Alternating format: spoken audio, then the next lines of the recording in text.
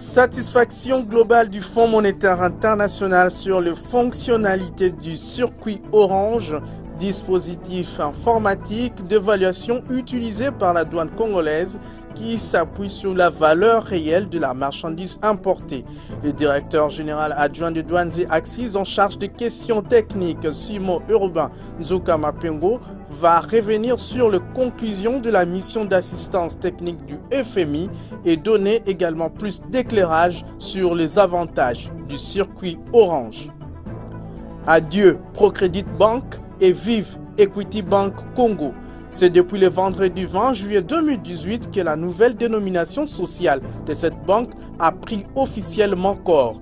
Equity Bank Congo est la filiale du groupe Equity Holdings qui pèse 5 milliards de dollars américains de total actifs et 2 milliards de fonds propres. Tous ces titres et tant d'autres vous seront développés dans le corps de ce numéro de fiscalité et développement dans une présentation signée Ruben Mayoni Tiakiyunga.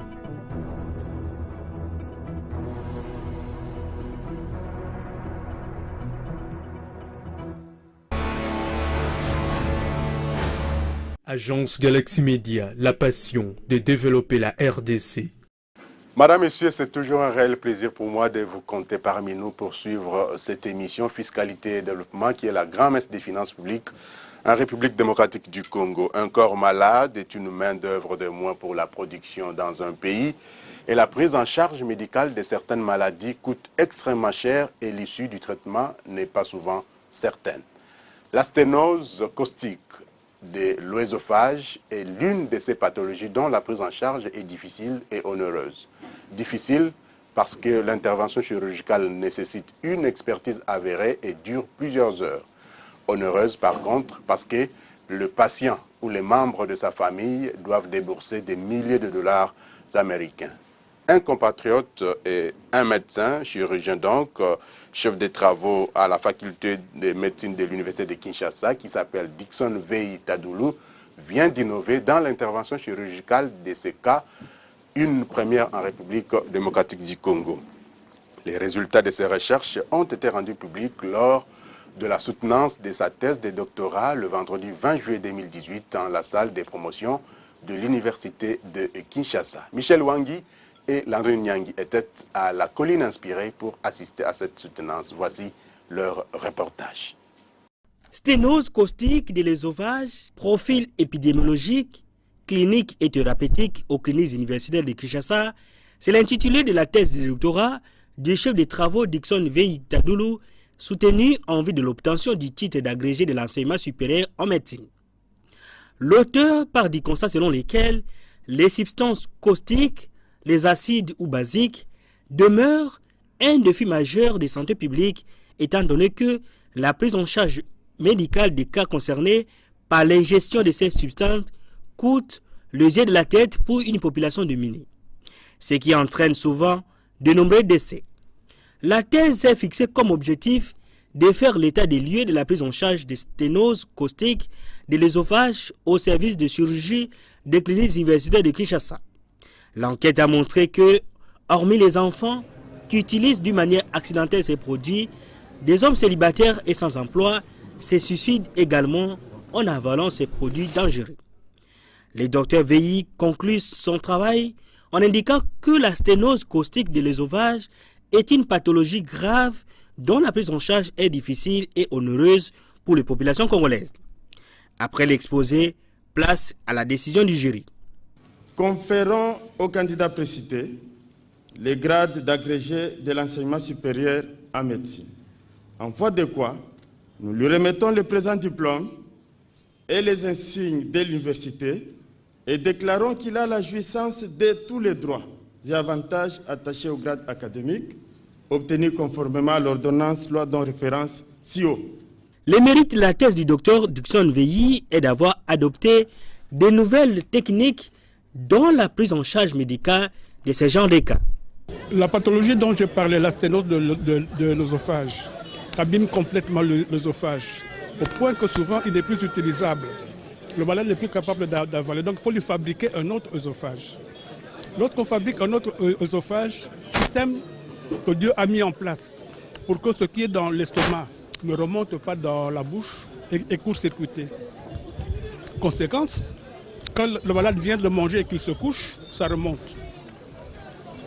Le dispositif dont nous avons parlé, nous avons essayé de remplacer ce sphincter qui empêche que le contenu de l'estomac remonte dans la bouche. On a fabriqué un autre système, puisque celui-là il est mis hors circuit. On a fabriqué un autre système qui empêche que le contenu de l'estomac remonte dans l'œsophage. Alors pour résoudre les problèmes de cette pathologie, il faut directement passer par l'intervention chirurgicale? Non. Pour résoudre le problème de cette pathologie, c'est la prévention. Empêcher que les victimes les plus fréquentes, ce sont les enfants. Empêcher que les enfants aient accès à ces produits toxiques. Un apport scientifique important, à en croire le membre du jury. Ce même assistant vient de nous donner aujourd'hui son invention, qui ailleurs devrait valoir, comme le professeur Longo l'a dit, les patterns. Et j'aimerais que le docteur Veil, qui nous a présenté son invention, soit parmi les premiers qui vont enseigner à travers notre pays et peut-être même au-delà son invention. La prise en charge médicale coûte cher pour les ménages congolais. La prévention est l'unique mode pour éviter les dépenses exorbitantes. Rendons-nous à la douane à présent, évaluer les circuits orange tout en ressortissant ses principales faiblesses en vue d'y apporter des améliorations. C'était l'un des objectifs majeurs de la mission d'assistance technique du Fonds monétaire international FMI par les billets d'Afritac Centre, déroulé du 9 au 19 juillet 2018 à Kinshasa au profit de la douane congolaise. Globalement, le FMI, par les canaux de son expert en administration douanière, est satisfait des fonctionnalités du circuit orange de la douane congolaise. Ceci est donc un dispositif informatique qui permet de faire une évaluation des marchandises à l'importation basée sur les prix payés et les prix à payer. Ce mode d'évaluation s'appuie également sur la valeur en douane de la marchandise et écarte la possibilité de recourir aux valeurs arbitraires et fictives. Pour savoir plus sur les circuits orange, je vous convie à suivre le directeur général adjoint des douanes et axes en charge des questions techniques, Simon Urbenzuka Mapengo, qui est également revenu sur les conclusions de la mission d'assistance technique du Fonds monétaire international au profit de la douane congolaise. On l'écoute au micro de notre confrère Didi Mavambou. Il s'est fait que l'Organisation mondiale de douane a demandé à toutes les douanes de mettre fin à ce que nous appelions inspection avant embarquement. C'est que nous tous ici au Congo connaissons sur le vocable BIVAC, qui imposait à ce que tous les biens qui sont apportés au pays soient évalués d'abord par une institution indépendante de la douane. Et en l'occurrence, pour notre pays, nous avions le contrat avec BIVAC. En mettant fin avec BIVAC, il était important pour le Congo de réfléchir et de mettre en place un système qui permettrait à ce que les évaluateurs nationaux puissent évaluer le bien qui soit importé dans notre pays. Il y avait une certaine peur, effectivement, que, en laissant BIVAC partir, que nous ayons des pertes de recettes. Alors, copiant l'expérience du Kenya, nous avons mis en place ici à la douane, à la Direction générale des douanes et axes, le circuit orange. Le circuit orange n'est pas à confondre avec les 4 circuits qui existent normalement à la douane. À la douane, nous avons le circuit vert, qui signifie que vos marchandises passent directement. Nous avons le circuit rouge qui demande un contrôle systématique. Nous avons le circuit bleu qui demande à ce qu'il y ait un contrôle a posteriori. Et nous avons le circuit jaune qui demande à ce qu'il y ait un contrôle documentaire. Mais on a mis en place un autre circuit que nous avons appelé circuit orange qui se déclenche partant de la valeur que vous déclarez à la douane. Notre système est déclaratif. Quand vous déclarez à la douane et que votre valeur s'éloigne de 5% en plus ou en moins de certaines valeurs qui sont acceptées par notre douane, votre déclaration passe directement dans ce que nous avons mis en place depuis février 2015, que nous appelons le circuit orange. Dans ces bureaux du circuit orange, nous avons pris le meilleur de nos agents formés au Maroc, en Belgique et en France, qui étaient là pour faire l'évaluation par rapport à la valeur et aux évolutions sur le marché. Je pense que la faiblesse majeure qu'il faut noter, c'est que nous avons l'obligation au regard de la Convention de Kyoto révisée d'accorder la facilitation aux opérations de dédouanement. Et face à l'évolution des douanes modernes, nous devons faire une séparation, une démarcation nette entre les opérations sur terrain et les opérations conceptuelles. Donc, ce qui se passe à l'administration centrale où nous sommes, ce sont d'autres matières par rapport à ce qui se passe sur terrain. Or, en mettant en place le circuit orange, je prends le cas, vous êtes à Kasumbalesa, vous voulez dédouaner, vos valeurs s'éloignent des valeurs acceptées par la douane, votre déclaration est envoyée automatiquement ici à l'administration centrale. Donc, ce sont les évaluateurs qui sont à l'administration centrale qui examinent la valeur que vous avez déclarée et qui sont à même de dire à l'évaluateur maintenant qui est sur terrain si ces valeurs peuvent être acceptées ou pas. Alors, pour les amis du Fonds monétaire, ils trouvent que c'est un temps long que nous mettons en place qui pénalise l'opérateur économique et en plus nous enlevons à l'évaluateur qui est sur terrain sa prise de décision normale. Il se cache alors derrière l'avis qui vient de l'administration centrale et ce faisant, ce sont des niches comme ça de contentieux que nous laissons passer. Voilà la plus grande faiblesse qu'il a trouvée, mais il a reconnu que le système est bon et que nous avons de très bons évaluateurs. Nous allons avoir dans très peu de temps la réunion que nous avons l'habitude d'avoir ici à la DGDA, que nous appelons la réunion des directeurs. Nous aurons les directeurs centraux et les directeurs de province qui seront bientôt à Kinshasa. Et dans l'ordre du jour retenu pour cette session, il y a l'évaluation de tout ce que nous avons comme projet. N'oublions pas une chose, c'est que le circuit orange, comme je l'ai dit, était un projet. Donc nous devons l'évaluer aussi, voir si ça nous a apporté les résultats réellement escomptés. Donc à partir de cette analyse que feront tous les directeurs, associés aux avis que nous venons d'avoir du Fonds monétaire, nous prendrons sûrement des mesures correctives. Du moins, sur le plan de mobilisation de recettes, ça a quand même eu un impact depuis 2015. Je ne dirais pas que c'est un secret, mais bon, bref, nous n'avons pas perdu en termes de recettes. Si vous évaluez l'évolution des recettes à la douane, il est vrai que la douane a eu une pente fléchissante des recettes depuis un temps.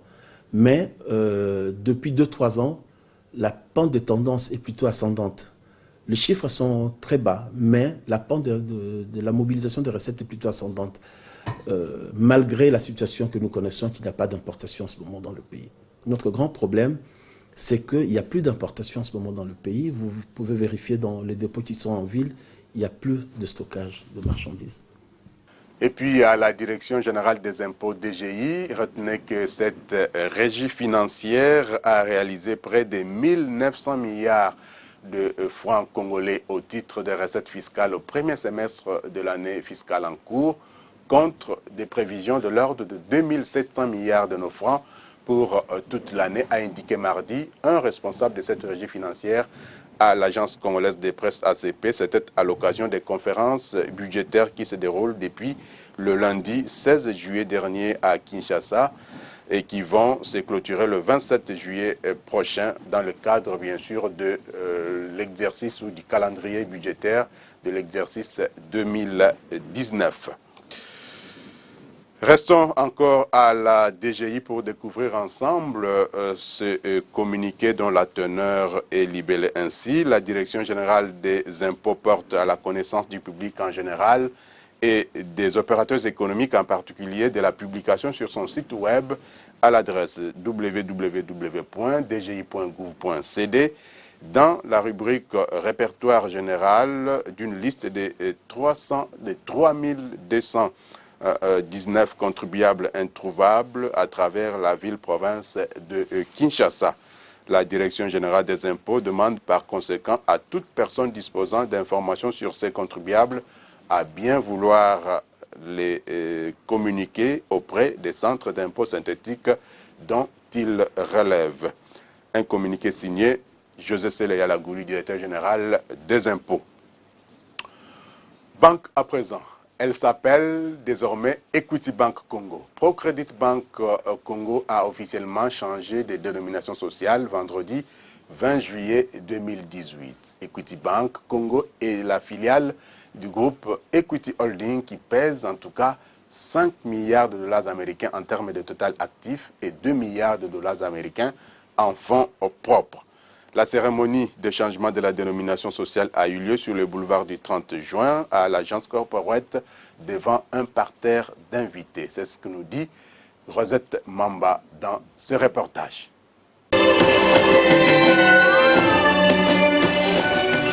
C'est officiel depuis ce vendredi 20 juillet 2018, une date qui restera à jamais gravée dans les annales de l'histoire de cette banque qui a su révolutionner les secteurs bancaires de son arrivée en République démocratique du Congo, c'était en 2005.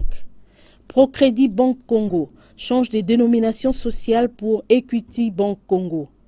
L'agence corporate, située à la jonction de l'avenue des Huileries et le boulevard du 30 juin, abrite cette manifestation grandiose qui a drainé du monde. Clients, cadres et agents, ainsi que des invités de marque, en l'occurrence des députés, des sénateurs, des ministres provinciaux et ceux du gouvernement central, des directeurs généraux de quelques entreprises de la place. Les patrons du secteur, Deogracias Mutombo, est aussi présent. Il a tenu à honorer les présidents des Equity Group Holding, les Kenyans James Mwangi, venu spécialement pour assister à cette série d'activités organisées dans ce cadre. À ses côtés, les actionnaires et les membres du conseil d'administration de la désormais Equity Bank Congo, encadrés par le directeur général Célestin Moukeba et tout son staff. Au nom d'André Kimbutayango empêché, le vice-gouverneur de la ville-province de Kinshasa, Clément Bafiba, coupe les rubans symboliques et s'ensuit enfin les dévoilements de la plaque qui marque ces passages de Procrédit Bank à une nouvelle identité, laquelle présage des lendemains meilleurs et remplie d'objectifs pour l'autonomisation de populations congolaises. Mais auparavant, comme il est de coutume d'ailleurs dans ces genres de circonstances, le directeur général d'Equity Bank Congo est le premier à ouvrir le bal des discours. Célestin Moukeba en profite pour rappeler les travaux des pionniers abattus par sa banque qui, à l'époque, a réussi à faire renaître de ses cendres les systèmes bancaires congolais. C'est en réalité en septembre 2015 que la Banque centrale du Congo approuve l'entrée en capital du groupe Equity Holding PLC dans la structure actionnariale de Procrédit Bank Congo. Un processus qui arrive à sa phase finale avec les changements des dénominations sociales. À ce jour, a précisé Célestin Moukeba, le groupe Equity détient 86% d'actions, la Banque allemande de développement 8% et la Société financière internationale, filiale de la Banque mondiale, 6%. À en croire les DG d'Equity Bank Congo, cette situation s'inscrit dans la droite ligne de la dynamique de continuité du travail déjà amorcé. Il se matérialise par la participation à l'inclusion financière, par la promotion de la culture de l'épargne et par l'octroi de financements adaptés aux très petites, aux petites et moyennes entreprises, voire l'accompagnement depuis 2 ans des grandes entreprises. L'évolution de notre technologie de pointe avec le lancement des offres Agency Banking appelées Cash Express. Il s'agit d'un service de proximité qui permet aux clients de retirer et de déposer de l'argent auprès d'un agent agréé. Ça peut être une boutique dans le quartier, ça peut être une pharmacie. Nous sommes passés donc de 0 agent bancaire à ce jour à 1600 agents bancaires à travers le pays. Toujours dans le domaine des nouvelles technologies, nous avons aussi développé notre offre mobile banking appelée Easy 24/7 et une plateforme via Telegram, donc des applications permettant les ouvertures de comptes, les achats de crédits téléphoniques et les transferts, consultations de comptes et autres transactions 24 heures sur 24 et 7 jours sur 7. Notre portefeuille de clients a quasiment triplé, passant de 145 000 à 426 000 clients. L'évolution significative de notre portefeuille de dépôt de la clientèle qui est passé de 168 millions de dollars à 383 millions de dollars américains. Notre portefeuille de crédit qui traduit le financement de l'économie est passé de 130 millions à 222 millions. Pour finir, notre total actif a cru de 237 millions de dollars à 490 millions de dollars américains. Les présidents du groupe Equity Holding est l'homme le plus heureux. Non seulement il voit son rêve se concrétiser, mais il est aussi le banquier africain de l'année grâce à ses efforts pour stimuler la croissance de la banque par les innovations et des canaux d'investissement diversifiés. Mais son bonheur sera total si les autorités congolaises consacrent par des réformes l'entrée dans le conseil d'administration de cette institution bancaire des dignes fils et filles de la République démocratique du Congo. Ce qu'il n'a pas manqué de demander officiellement. Comme vous avez remarqué, nous avons transformé toute l'équipe de management de la banque pour qu'ils soient tous congolais. Son Excellence, Monsieur le Gouverneur, nous voudrions que vous puissiez nous aider afin que nous transformions aussi le conseil d'administration pour avoir un conseil d'administration rempli de Congolais. Son Excellence, Monsieur le Gouverneur, nous n'avons pas été en mesure de transformer totalement le conseil d'administration parce que les critères sont si difficiles. Nous sommes de banquiers et nous souhaiterions avoir au sein du conseil d'administration des personnes qui peuvent nous orienter autre que dans les systèmes financiers et bancaires pour apporter le soutien dont la banque a besoin pour son développement. Si le comité de gestion est congolais, le conseil d'administration doit aussi être congolais. Avec ce processus, nous avons été obligés de garder David Ansel du groupe pour assurer le poste de président du conseil d'administration. Nous vous prions de nous accompagner pour avoir des Congolais dans le conseil d'administration. Ce n'est pas du fait du hasard que Deogracias Mutombo déclare que le parcours de Procrédit Bank Congo hier et Equity Bank Congo aujourd'hui est éloquent, créatif et contributif pour la promotion de l'inclusion financière en République démocratique du Congo. Il a été en effet un des témoins privilégiés de toutes ces prouesses. Cette banque a eu cette particularité d'avoir démocratisé, voire démystifié l'accès aux gagne petits, aux services bancaires en RDC, l'accès à cette population historiquement exclue des services bancaires classiques. Et l'histoire retiendra que cette banque a su adapter son business model, son modèle économique, sa stratégie au contexte du moment, de telle sorte qu'aujourd'hui, franchir les portes de banques autrefois réservées à l'élite n'est plus un mystère pour les Congolais moyens. Avec ses 41 agences disséminées à travers le pays, nombre que la banque compte étendre, ses 830 agents, des services innovants et inclusifs, Equity Bank est ainsi parti pour non seulement être la banque des plus petits et des plus grands, mais aussi s'est propulsée comme championne de la prospérité socio-économique des populations congolaises. Dans le programme ambitieux qui marque le passage de Procrédit Bank Congo à Equity Bank Congo, il est prévu aussi un point de presse. Il est animé par le directeur général de cette banque et le président du groupe Equity Holding, James Mwangi. Les questions tournent autour des services que Equity Bank Congo compte offrir aux populations congolaises, le taux appliqué en matière de crédit, la part du secteur agricole, connu également comme porteur de croissance. I would like to look straight into the eyes of the people of Congo. Je voudrais regarder le peuple congolais en face et dire avec toute la gratitude qu'il est possible de réaliser tous ces rêves de notre vivant, d'accompagner ce développement de notre vivant. Tout ce dont on a besoin aujourd'hui, c'est un partenariat fructueux entre la banque et la population congolaise. Ensemble, avec une confiance mutuelle, nous pouvons relever ces défis et transformer ce pays. Sachez qu'une soirée de gala a bouclé le passage définitif de Procrédit Bank Congo à Equity Bank Congo. Nous y reviendrons dans notre prochaine édition de Fiscalité et Développement.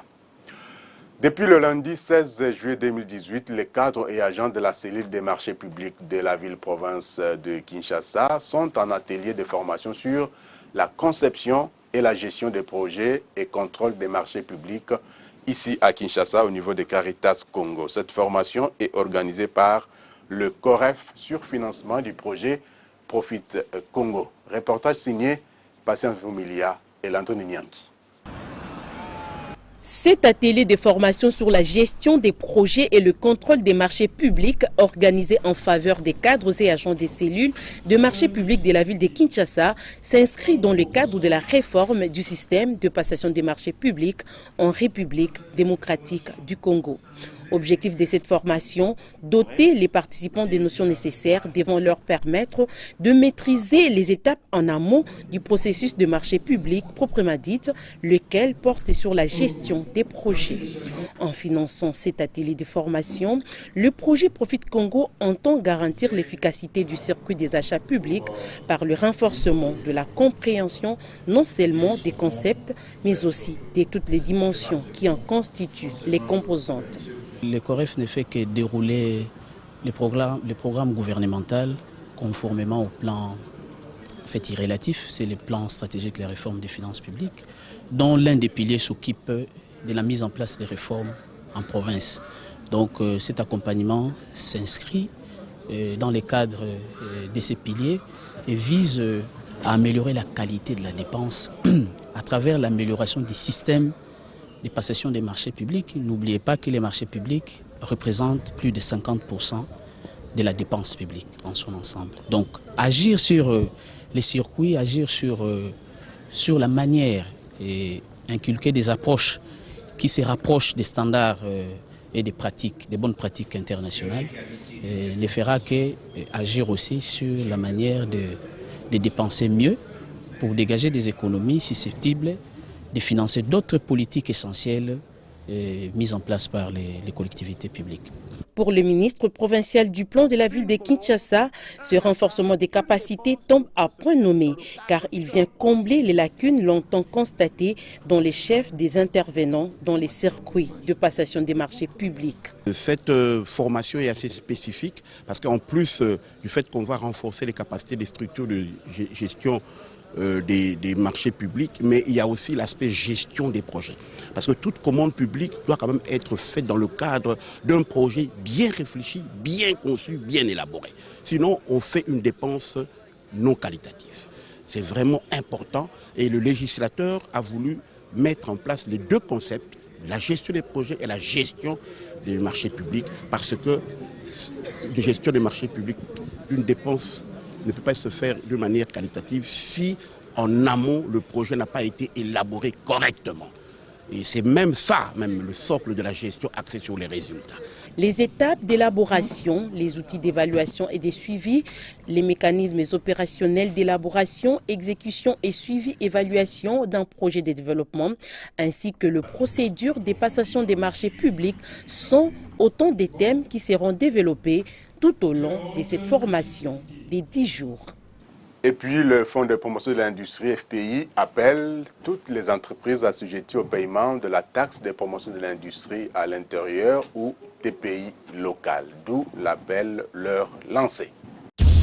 Si vous êtes industriel exerçant en République démocratique du Congo, rassurez-vous que vous êtes assujetti au paiement de la taxe de promotion de l'industrie locale TPIL pour les ventes de vos produits sur le marché local. Dans ce cas, collectez et reversez mensuellement la taxe de promotion de l'industrie locale au taux de 2% du prix du revient industriel. C'est contribuer à la pérennisation du cycle de financement des projets industriels en RD Congo. Tenez, la taxe de promotion de l'industrie locale est une parafiscalité préaffectée au financement des projets industriels. Ceci est un message du Fonds de promotion de l'industrie. FPI, votre partenaire privilégié pour la réussite de vos projets. Sachez aussi que cet établissement public à caractère technique, économique et financier, le FPI donc, entend acquérir des matériels informatiques et conformément à la loi sur les marchés publics, l'établissement a lancé un avis d'appel d'offres que je vous invite à découvrir le contenu dans cette lecture de Michel Wangui. Les fonds de promotion de l'industrie FPI sollicitent des offres sous pli fermé de la part des candidats éligibles et des répondants aux qualifications requises pour fournir le matériel informatique. Les candidats intéressés peuvent obtenir des informations auprès du Fonds de promotion de l'industrie FPI et prendre connaissance des documents d'appel d'offres à l'adresse du FPI repris ci-dessous de lundi à vendredi de 9h à 16h local TU+1. Exigences financières et administratives. Joindre à l'offre la preuve de son existence légale. Entre parenthèses, statut, acte consultif, un certificat par entreprise sera fourni en cas de groupement. Fournir des preuves écrites des états financiers des 3 dernières années, 2016, 2015 et 2014. Joindre à l'offre la copie du numéro d'identification nationale. Être en règle avec les cotisations à l'INSS jusqu'au mois de juin 2018. Capacité technique et expérience. Justifier d'une expérience d'au moins 3 années dans la fourniture de matériel informatique. Les matériels informatiques doivent être conformes aux spécifications techniques en termes de provenance, de qualité, d'exigence, garantie, documentation, destination et performance. Les offres devront être soumises à l'adresse ci-après au plus tard le jeudi 9 août 2018 à 15h local TU+1. Les offres doivent comprendre une garantie bancaire d'offres d'un montant de $3 000 américains et sont adressées à l'intention de M. Patrice Kitebi, directeur général, 16 avenue Colonel Lukusa, Kinshasa, Gombe, RDC, ou au téléphone plus 243 81 690 53 62 ou plus 243 81 66 77 848. Place à présent à la rubrique mots économiques du jour. La rédaction de votre magazine a choisi de vous expliquer aujourd'hui le terme macroéconomie. Qu'est-ce qu'on peut comprendre par macroéconomie? Voici les explications de notre confrère Jean-Louis Miasokama. La macroéconomie est la partie de la science économique qui se charge d'étudier le fonctionnement de l'économie en général ainsi que les politiques économiques qui sont mises en œuvre à grande échelle, par exemple dans un pays. Elle englobe la société dans son ensemble fonctionnant comme un tout et pas de manière indépendante.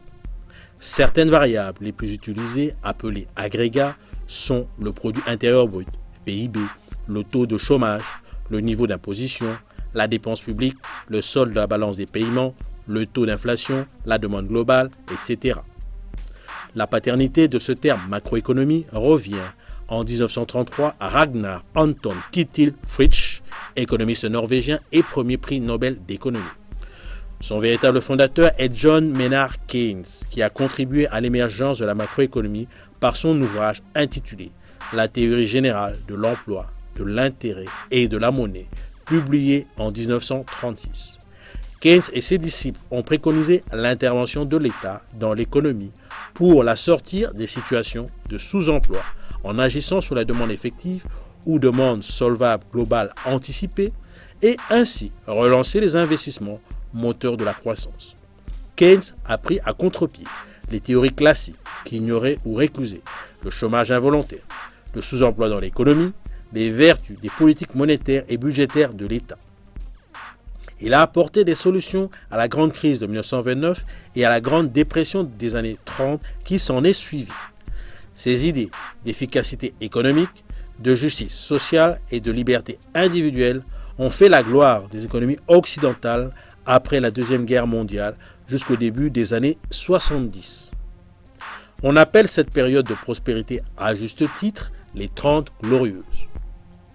Cette prospérité économique s'est estompée en 1973 avec la persistance du chômage, de l'inflation et la stagnation de l'économie combinée au premier choc pétrolier. C'était le phénomène de stagflation. Le keynésianisme a donc montré ses limites. Ses adversaires, les tenants de la nouvelle économie classique, ont critiqué le courant keynésien, mais en gardant ses fondamentaux et en y ajoutant les anticipations rationnelles des agents économiques et d'autres fondements de l'analyse microéconomique. Les néo-keynésiens, quant à eux, continuent d'approfondir et d'améliorer les idées de leurs maîtres. L'analyse macroéconomique s'affine depuis les années 30 grâce aux mathématiques et à l'économétrie. En République démocratique du Congo, l'actualité scientifique a été récemment marquée par le vernissage du premier ouvrage de macroéconomie écrit par des économistes congolais, le professeur François Kabuya Kalala et le doctorant Jean-Paul Tsassa. Macroéconomie, fondement, microfondement et politique présente la macroéconomie moderne, mais également l'évolution de l'économie congolaise de 1960 à 2014.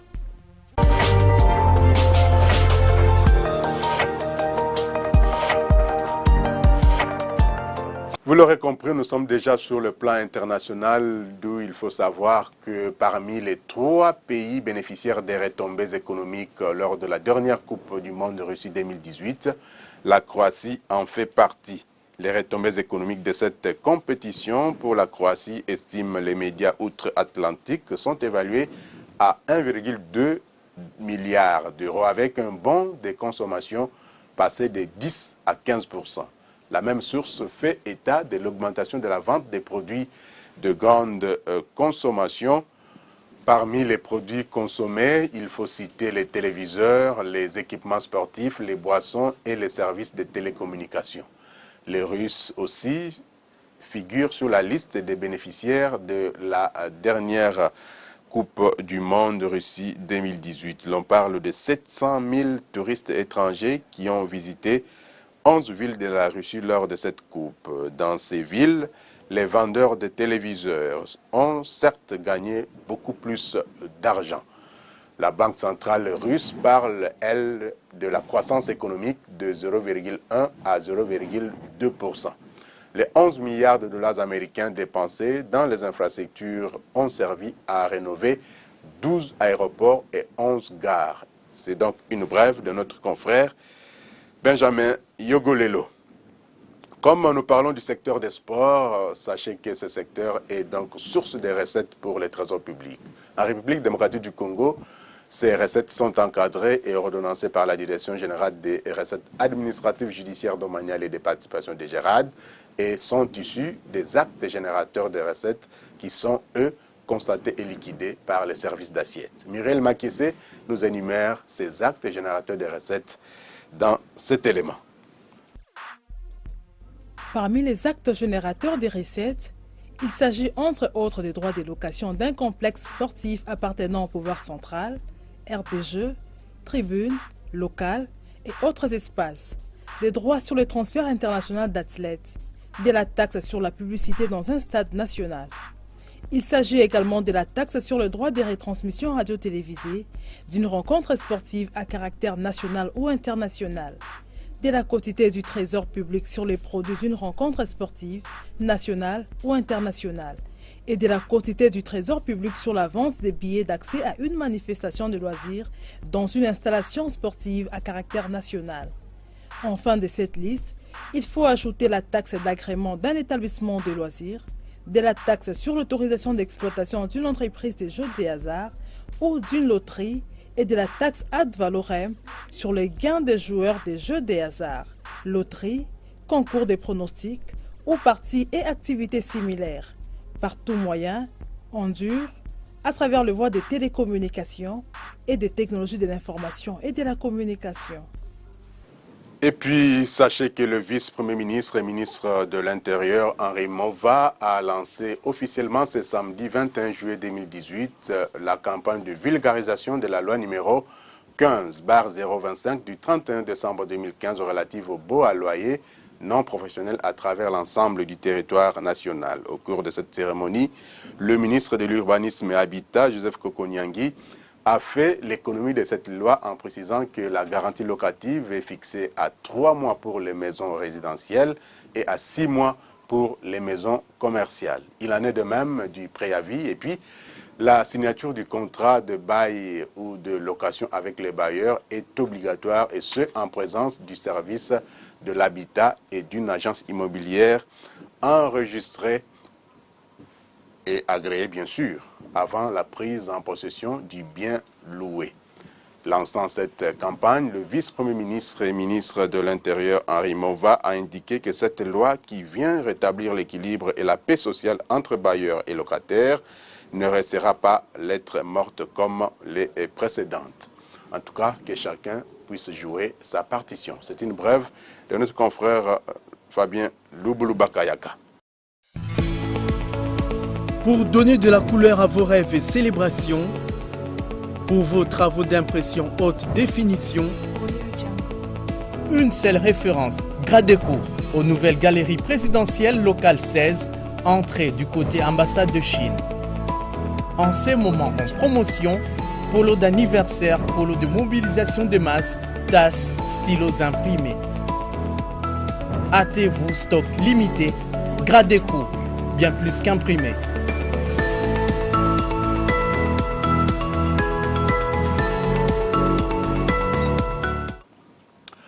Il est maintenant temps de vous donner les informations sur les tendances des prix des denrées alimentaires de grande consommation sur les principaux marchés de la ville-province de Kinshasa au samedi 21 juillet 2018. Les constats est de notre consoeur Philo Cholebapek.